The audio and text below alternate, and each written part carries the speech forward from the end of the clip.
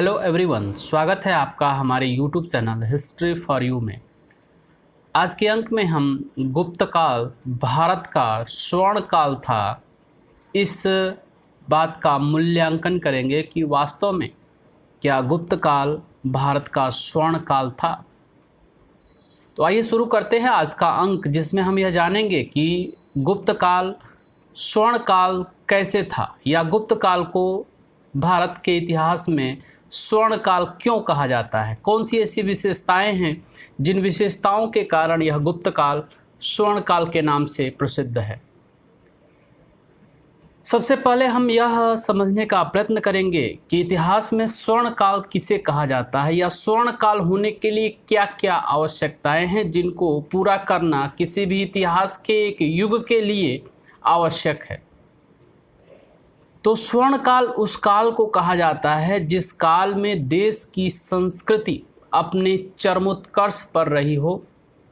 इतिहास में बहुत सारे युग आते हैं और युग समाप्त हो जाते हैं, लेकिन जिस भी युग में मानव सर्वाधिक रूप से अपना सामाजिक, सांस्कृतिक और भौतिक उन्नति करता है, उसी युग को, उसी काल को स्वर्ण युग की संज्ञा दी जाती है।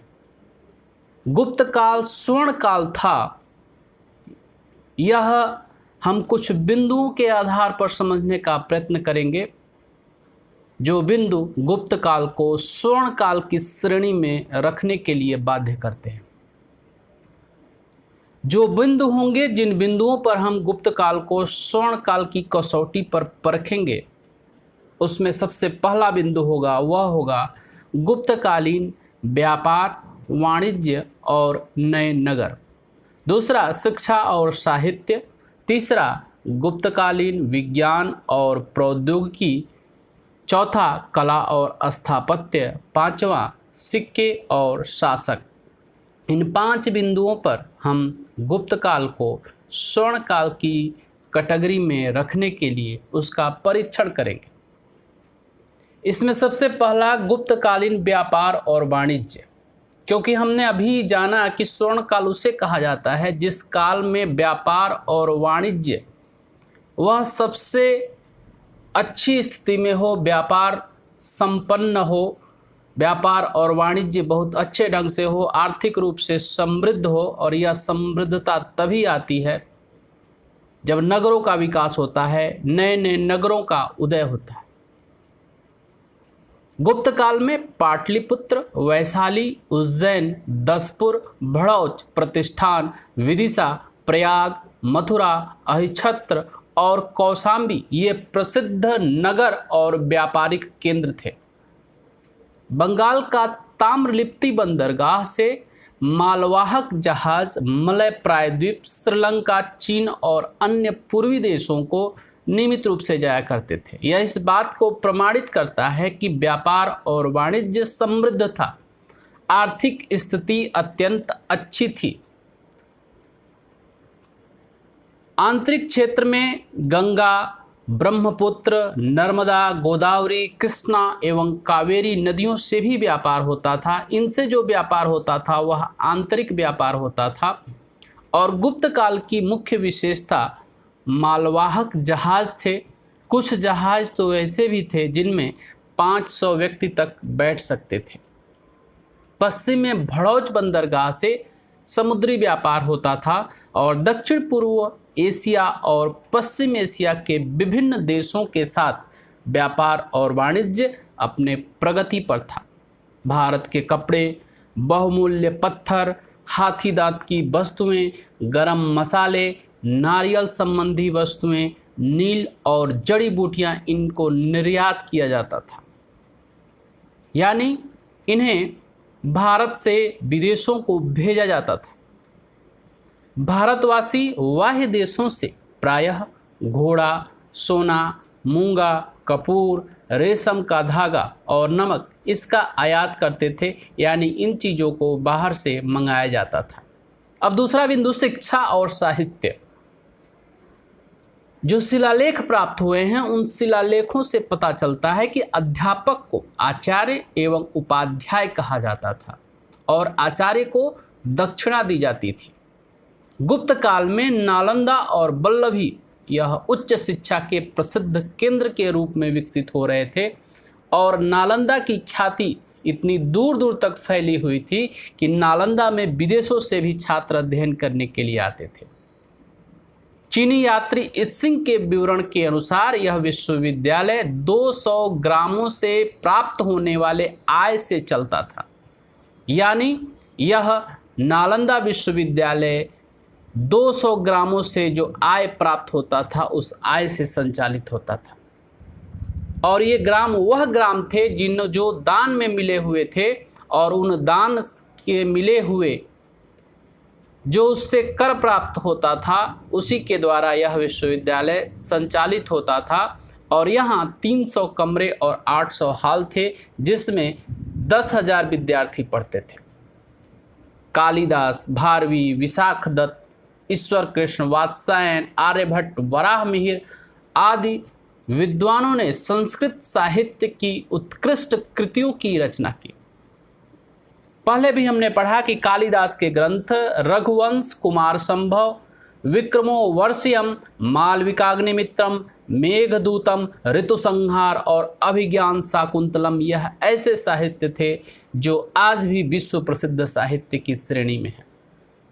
संस्कृत साहित्य के विकास की दृष्टि से गुप्त काल अत्यंत महत्वपूर्ण था और गुप्त शासकों ने संस्कृत को अपने राज दरबार की भाषा बनाया और सभी दस्तावेज और लेख संस्कृत में ही लिखे गए।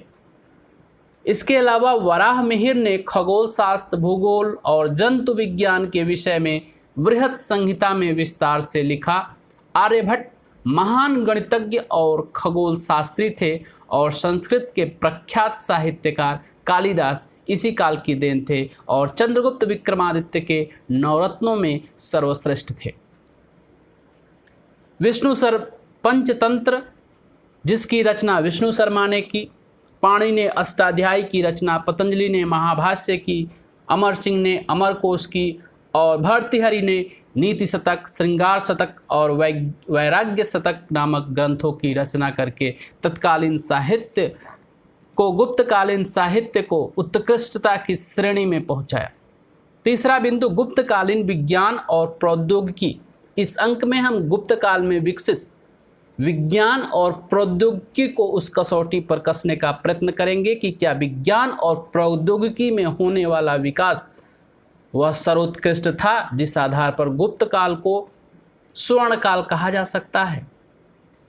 गुप्तकालीन गणितज्ञ आर्यभट्ट जिनका समय 375 से 500 ईस्वी के बीच का था, यह दशमलव पद्धति से परिचित थे और यह पटना के रहने वाले थे और सर्वप्रथम इन्होंने यह बताया कि पृथ्वी गोल है, पृथ्वी अपनी धुरी पर घूमती है और जो ग्रहण होते हैं चंद्र ग्रहण, सूर्य ग्रहण, वह पृथ्वी और चंद्रमा की बदलती हुई परिस्थितियों के कारण होते हैं। आर्यभट्ट ने आर्यभट्टियम ग्रंथ को लिखा और इन्होंने क्षेत्रमिति, ज्यामिति और त्रिकोणमिति का जन्मदाता माना जाता है। इसके अलावा वराह मिहिर भी गुप्तकालीन महान खगोल शास्त्री थे जिन्होंने बृहत संहिता नामक ग्रंथ की रचना की। इन्होंने बताया कि चंद्रमा पृथ्वी का चक्कर लगाता है और चंद्रगुप्त द्वितीय के काल में धन्वंतरी यह महान वैद्य थे, आयुर्वेद के ज्ञाता थे। इसी गुप्तकालीन मेहरौली का लौह स्तंभ धातु कला विज्ञान की प्रगति का अनुपम उदाहरण है। यह 24 फीट ऊंचा है और इसका घेरा 16.4 इंच का है और इसका भार लगभग 6 टन के बराबर है और सबसे बड़ी विशेषता यह है कि इसमें आज तक जंग नहीं लगा है। यह तत्कालीन गुप्त काल के विज्ञान और प्रौद्योगिकी के विकास को दर्शाता है। यह इस बात को बताता है कि गुप्त काल का विज्ञान वह सबसे अधिक विकसित था और विकसित था इसलिए गुप्त काल विज्ञान और प्रौद्योगिकी के विकास में खरा उतरता है। इसे गुप्त काल को स्वर्ण युग की श्रेणी में रखने के लिए पर्याप्त है। चौथा बिंदु है वह है कला और स्थापत्य। सांस्कृतिक विकास के लिए कला और स्थापत्य का विकास भी अत्यंत आवश्यक है और गुप्त काल में कला और स्थापत्य का अत्यधिक विकास हुआ और इस विकास को प्रमाणित करने के लिए तत्कालीन समय के उदाहरण हैं। जो गुप्त काल के प्रसिद्ध मंदिर हैं उनमें पहला एरण का विष्णु मंदिर जो सागर मध्य प्रदेश में स्थित है, तिगवा का विष्णु मंदिर जो जबलपुर मध्य प्रदेश में स्थित है, नचना कुठार का पार्वती मंदिर जो अजयगढ़ पन्ना मध्य प्रदेश में स्थित है, भूमरा का शिव मंदिर जो सतना मध्य प्रदेश में स्थित है, देवगढ़ का दशावतार मंदिर जो ललितपुर उत्तर प्रदेश में स्थित है और सिरपुर का लक्ष्मण मंदिर जो रायपुर छत्तीसगढ़ में स्थित है। यह गुप्तकालीन मंदिर स्थापत्य निर्माण के विकास के चरमोत्कर्ष को दिखाता है। यह इस बात को बताता है कि मंदिर निर्माण की स्थापत्य कला अत्यंत विकसित थी। इसके अलावा स्तूपों का विकास, इसमें सारनाथ का धमेक स्तूप और राजगृह स्थित जरासंध की बैठक, यह गुप्तकालीन स्थापत्य के श्रेष्ठ उदाहरण हैं। चित्रकला के क्षेत्र में भी औरंगाबाद में अजंता और ग्वालियर के पास बाघ की गुफाएं, यह गुप्तकालीन चित्रकला का सर्वश्रेष्ठ उदाहरण है। यह अजंता की गुफा संख्या 16 में मरणासन राजकुमारी का चित्र अत्यंत सुंदर है। 17वीं गुफा में माता और शिशु का चित्र आकर्षक है। इसके अलावा सिक्के और शासक प्राचीन भारतीय इतिहास के लेखन में अभिलेख एक महत्वपूर्ण साक्ष्य के रूप में सामने आते हैं और इन अभिलेखों की तरह सिक्के भी अत्यंत उपयोगी सिद्ध हुए हैं जिनके आधार पर इतिहास का निर्माण हुआ है। सिक्कों पर आधारित अध्ययन मुद्रा शास्त्र कहलाता है, जिसको अंग्रेजी में न्यूमिस्मेटिक्स कहते हैं, अर्थात इसमें मुद्राओं से संबंधित अध्ययन किया जाता है। तत्कालीन शासक के समय कौन कौन सी मुद्राएं संचालित होती थी, उन मुद्राओं की क्या विशेषता थी, उन मुद्राओं के आधार पर इतिहास का निर्माण किस प्रकार होता है, तिथिक्रम के आधार पर किस प्रकार किसी शासक की तिथि ज्ञात की जाती है और मुद्राओं के द्वारा किसी नए शासक को किस प्रकार स्थापित किया जाता है कि यह शासक भी उस वंश के प्रमुख शासक के रूप में गद्दी पर बैठा था। कभी कभी कुछ इस तरह की घटनाएं घटित होती हैं जिसमें किसी कमज़ोर शासक की या कायर शासक के बारे में तत्कालीन वंशावलियों में उनका उल्लेख नहीं किया जाता है, लेकिन इन मुद्राओं के द्वारा, जैसे रामगुप्त की ऐतिहासिकता उसके मुद्राओं के द्वारा स्थापित हुई, बाद के शासकों के अभिलेखों के द्वारा स्थापित हुई, तो ये सिक्के जो है जिनके मुद्रा शास्त्र का अध्ययन किया जाता है, जिसे अंग्रेजी में न्यूमिस्मेटिक्स कहा जाता है, उनके आधार पर इतिहास का पुनर्निर्माण होता है।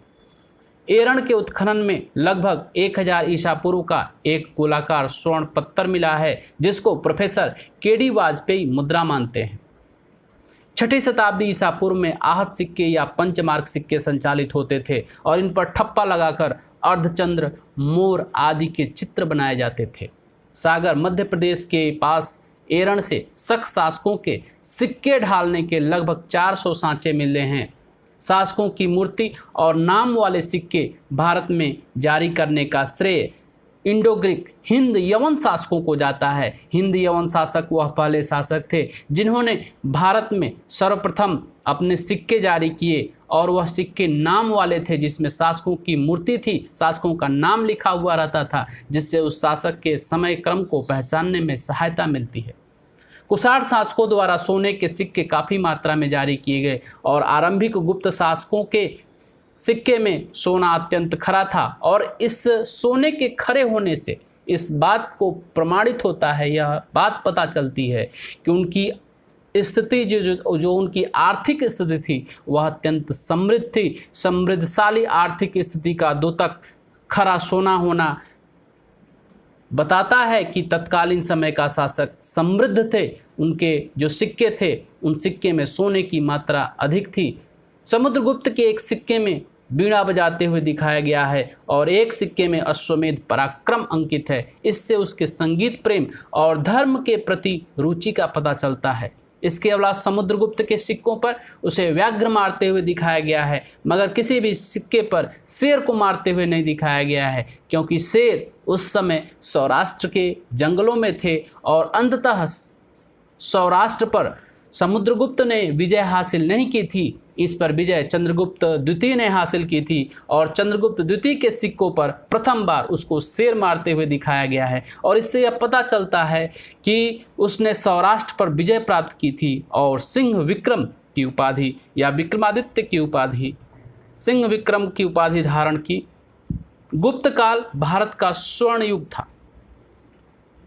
यह स्वर्ण युग कैसे था, हमने इन 5 बिंदुओं के आधार पर यह स्थापित करने का प्रयत्न किया कि तत्कालीन समय में साहित्य का विकास सर्वोत्कृष्ट रूप में था, विज्ञान और प्रौद्योगिकी अपने विकसित रूप में थी, वास्तुकला, स्थापत्य, सिक्कों का अध्ययन इस बात को प्रमाणित करते हैं कि आर्थिक स्थिति अत्यंत संपन्न थी, सांस्कृतिक रूप से एक विकसित समय था और भारतीय परंपरा में उस युग को मानव इतिहास का स्वर्ण युग माना जाता है। अर्थात इस युग का समाज संपन्नता, सुख और हर तरह के वैभव से संपन्न था।